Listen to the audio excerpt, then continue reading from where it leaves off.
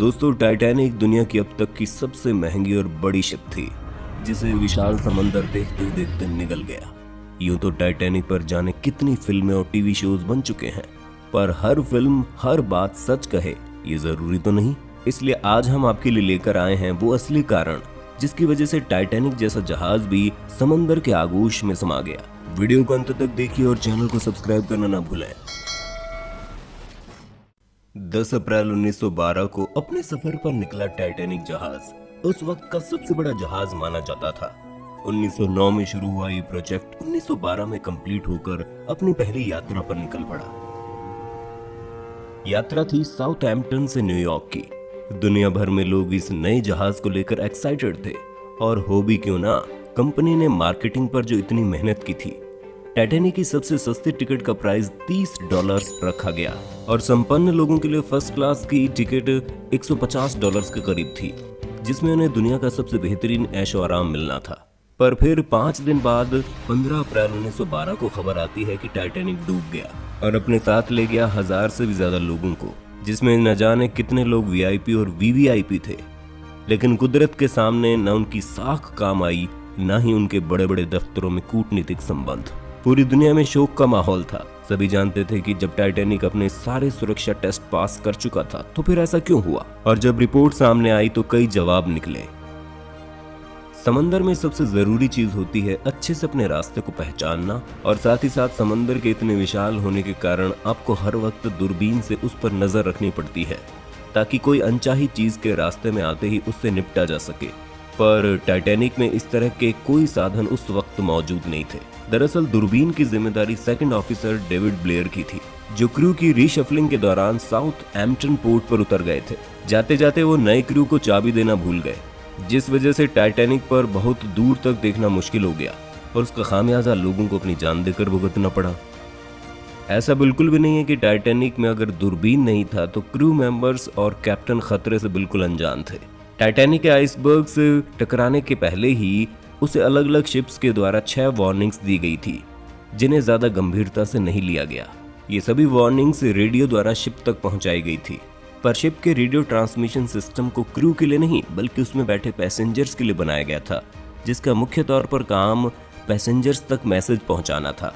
साथ ही एक दिन पहले रेडियो के खराब हो जाने की वजह से पैसेंजर्स के लिए आए काफी मैसेज उन तक पहुंच नहीं पाए, जिस वजह से रेडियो ऑपरेटर्स हड़बड़ाहट और तनाव की स्थिति में काम कर रहे थे।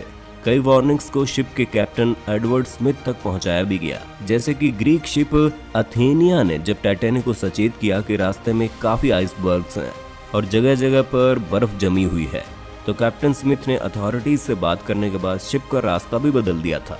पर कहा जाता है उसके बाद जितने भी वार्निंग मैसेज टाइटैनिक तक पहुंचे उन्हें कभी स्मिथ तक पहुंचाया ही नहीं गया। वो पुराना भारतीय मुहावरा है ना कि जल्दी चलने वाले चले जाते हैं और धीरे चलने वाले पहुंच जाते हैं, वैसे कुछ टाइटैनिक के साथ भी था। वार्निंग मिलने और शिप का रास्ता बदलने के बावजूद भी कैप्टन ने टाइटैनिक की रफ्तार को जरा भी कम नहीं किया। टाइटैनिक की रफ्तार उस वक्त 22 नॉट्स प्रति घंटा थी, जबकि उसे 18 नॉट्स प्रति घंटे की रफ्तार से चलना चाहिए था। स्पीड को तेज रखने का निर्णय टाइटैनिक की मालिकाना कंपनी व्हाइट स्टार लाइन का था।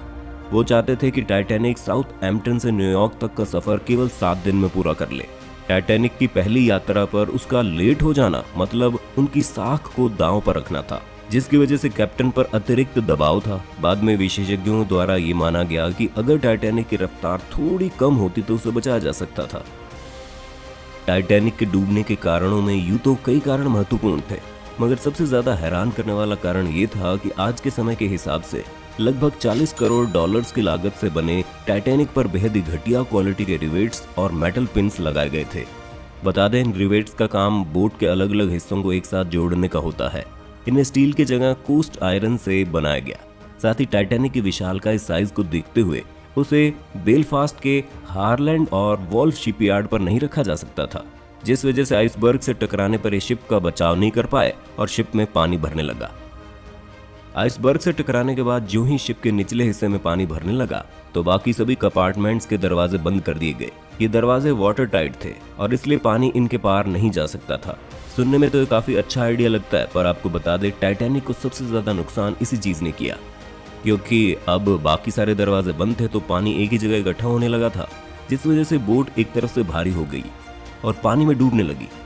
साथ ही जब बोट आइसबर्ग से टकराई तो कई यात्रियों ने अपने अपने कमरों से पोर्ट होल्स खोलकर बाहर देखना शुरू कर दिया। बोट को आइसबर्ग से टकराता देख सभी अपनी जान बचाने के लिए भागे, पर इस बीच वो पोर्ट होल्स बंद करना भूल गए, जिस वजह से पानी इन जगहों से भी बोट में घुसने लगा। अनुमान ये है कि अगर 20 पोर्ट होल भी खुले होते हैं तो किसी शिप को होने वाला नुकसान दुगना हो जाता है। और यहाँ तो सोचिए सैकड़ों पोर्ट होल्स खुले थे। अगर टाइटैनिक के क्रू और पैसेंजर्स से इस तरह की भूल न हुई होती तो टाइटैनिक के डूबने में और ज्यादा वक्त लगता, मदद वक्त पर पहुंच जाती। दोस्तों, टाइटैनिक में क्रू और पैसेंजर्स को मिलाकर कुल 2224 लोग थे, जिनके लिए केवल 20 लाइफ बोट्स ही अवेलेबल थी। इन लाइफ बोट्स की संख्या और इस्तेमाल को लेकर कई सवाल उठे, जैसे हर लाइफ बोट में तकरीबन 100 लोगों के बैठने की जगह थी, पर उस वक्त के सुरक्षा नियमों के मुताबिक बोट्स में उनकी कैपेसिटी से कम लोग बिठाए गए। साथ ही उस वक्त की women and children first policy के चलते कई आदमियों को बिना अपनी किसी गलती के जान गंवानी पड़ी। सिर्फ इतना ही नहीं, बोट पर किसे चढ़ाना है इसका निर्णय भी क्लास देखकर तय किया गया। इन महिलाओं और बच्चों में भी अमीर लोगों को पहले बचाया गया, जिसकी वजह से इस फैसले की आज तक आलोचना की जाती है। लाइफ बोट्स के अलावा इस समंदर से निकलने का कोई और रास्ता नहीं था।